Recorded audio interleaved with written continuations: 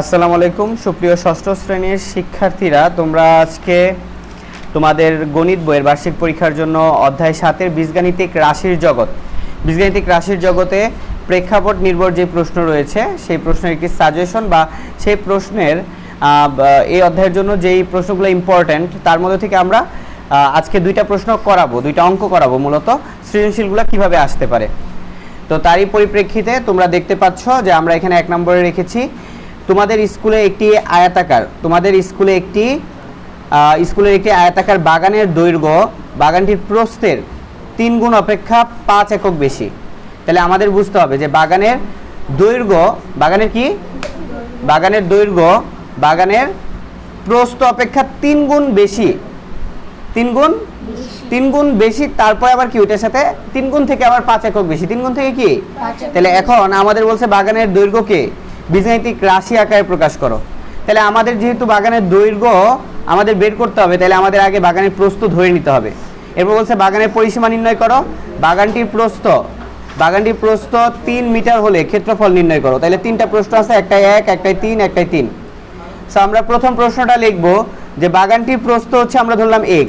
তাহলে আমাদের প্রশ্নে কি বলছে যে 3 গুণ, তাহলে x রে 3 গুণ করলে মানে আমরা যদি প্রস্থকে 3 গুণ করি তাহলে 3x, এবং সেটা থেকে 5 একক বেশি।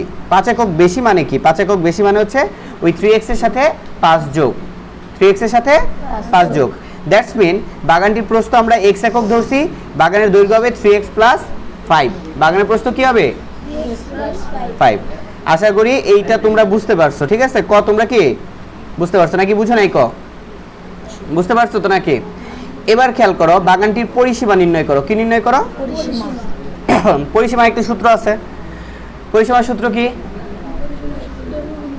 দৈর্ঘ্য গুণ প্রস্থ ক্ষেত্রফলের সূত্র। পরিসীমার সূত্র হচ্ছে 2 ইনটু, বলো কি?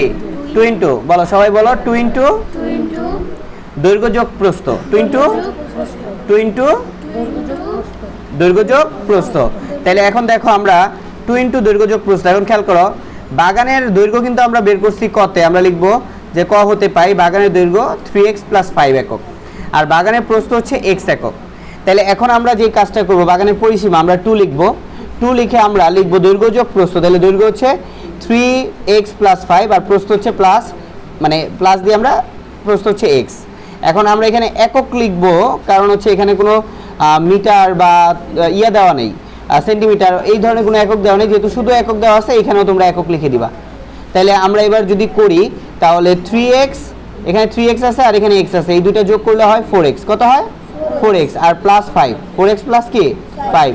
তাহলে এবার যদি আমরা গুণ করি 2 এর সাথে, আমরা এটা গুণ করব, 2 এর সাথে আমরা গুণ করব, আমরা 2 এর সাথে গুণ করব 4x কে। 2 এর সাথে কি গুণ করব? তাহলে 2 এর সাথে গুণ করলে 4x, তাহলে 8x হয়। কি হয়?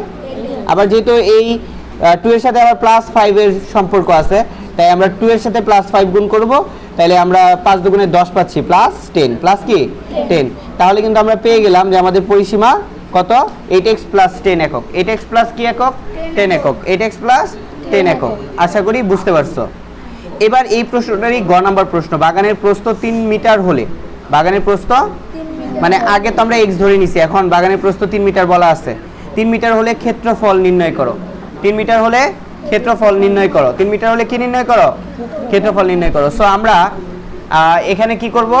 আমরা এখানে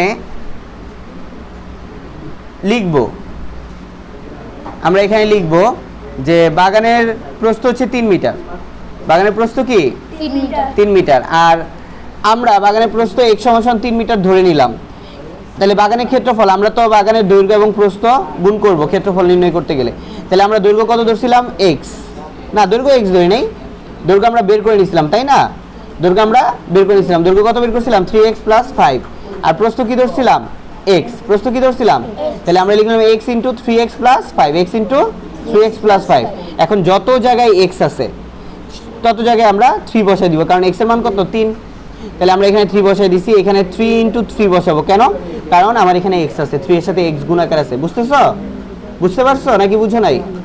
দেখো এখানে কোথা থেকে আমি 3 পাইলাম? এই যে x = 3 দেওয়া আছে।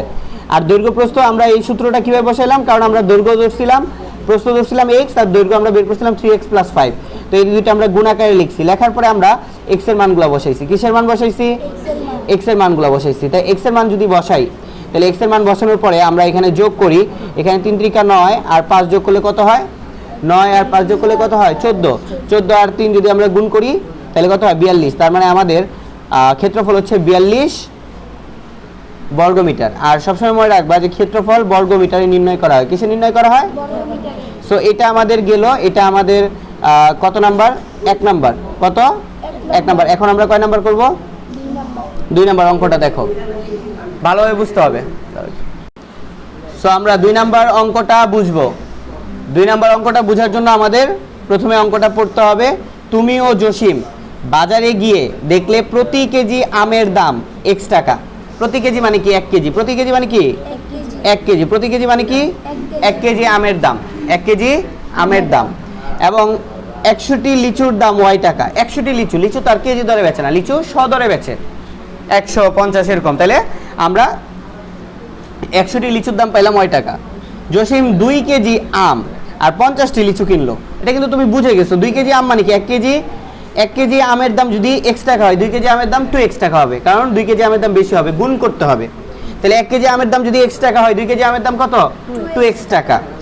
আর 50টি লিচুর দাম কিন্তু অর্ধেক হবে। তাহলে y ছিল 100টি লিচুর দাম, তাহলে 50টি লিচুর দাম এটাকে 2 দিয়ে ভাগ করতে হবে। কত দিয়ে ভাগ করতে হবে? তো এখান থেকে কিন্তু আমরা বিষয়টা বুঝে ফেলছি।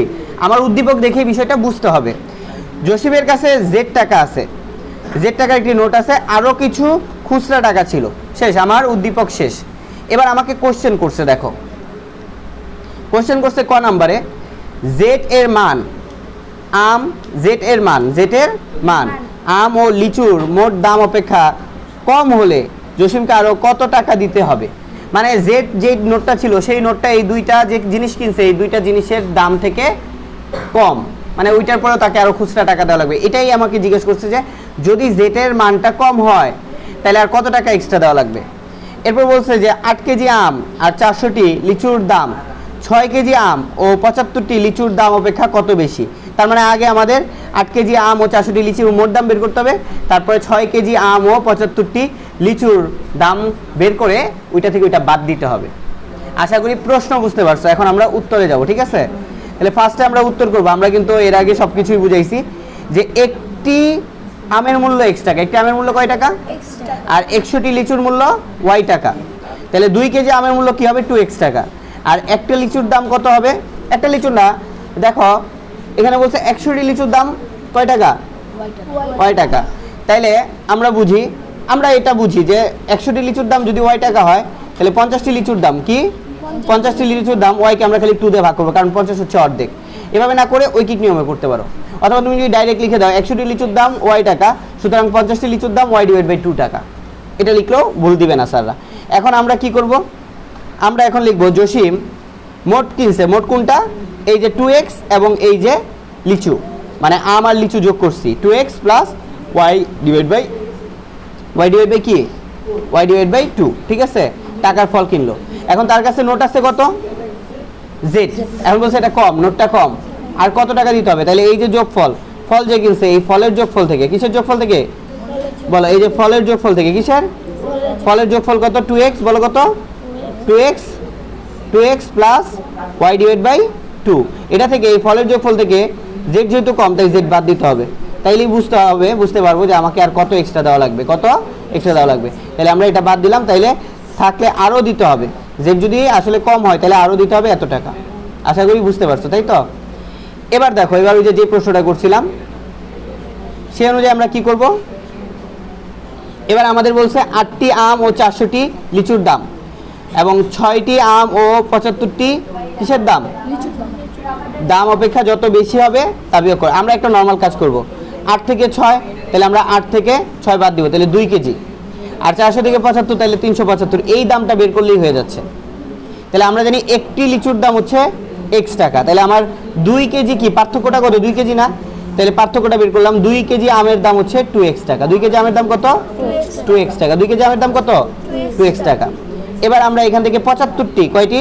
325টি লিচু, 75টি তো বাদই দিচ্ছি, পার্থক্য হচ্ছে 325টি লিচুর। তাহলে আমরা এখানে 100টি লিচুর দাম y টাকা, ঐকিক নিয়ম করব। একটি লিচুর দাম ওয়াই ডিভাইড বাই 100 টাকা, ঐকিক নিয়ম, ঠিক আছে। 100টি লিচুর দাম ওয়াই টাকা, তাহলে একটি লিচুর দাম কম হবে, তাই একটি লিচুর দাম কম হওয়ার কারণে আমরা ভাগ করব, কি করব, ভাগ করব 100কে 100 দিয়ে ভাগ করব ওয়াইকে। এবার 375টি লিচুর দাম, তাহলে এটা আবার 375 এখানে গুণ হয়ে যাবে, 325টা কি হয়ে যাবে, গুণ হয়ে যাবে। তাহলে 325 এর সাথে যদি ওয়াই গুণ করি তাহলে কি হয়, তাহলে হচ্ছে 325 ওয়াই, আর নিচে কি থাকে, নিচে থাকে, বলো কি থাকে, কথা বলে না, নিচে 100 থাকে, কি থাকে, 100 থাকে। এবার আমরা কাটাকাটি করব, কাটাকাটি করলে আমরা কাটাকাটি করব হচ্ছে 25 দিয়ে, কি দিয়ে বলো, 25 দিয়ে। তাহলে আমরা যদি 325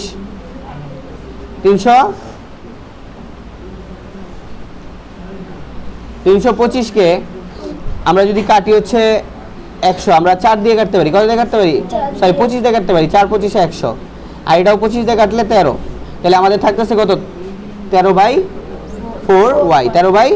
এখন যদি তুমি 30 ওয়াই ডিভাইড বাই 4 লেখো তাও হবে। এবার আমরা কি করব, তাহলে পার্থক্য তো এটাই, তাহলে পার্থক্য এই দুটো আমরা যোগ করে দিব। তাহলে আমরা লিখব যে 8 কেজি আম ও 400টি লিচুর মূল্য এবং 6 কেজি আম ও 75টি লিচুর মূল্য অপেক্ষা এত টাকা বেশি। কোন জায়গায় পাইছি, এই যে 2x পাইছি, আর এটা এই দুটো যোগ করে দিব, তাহলে এইটাই হচ্ছে পার্থক্য এই দুইটা। তাহলে আশা করি 2 নাম্বারটাও বুঝতে পারছো।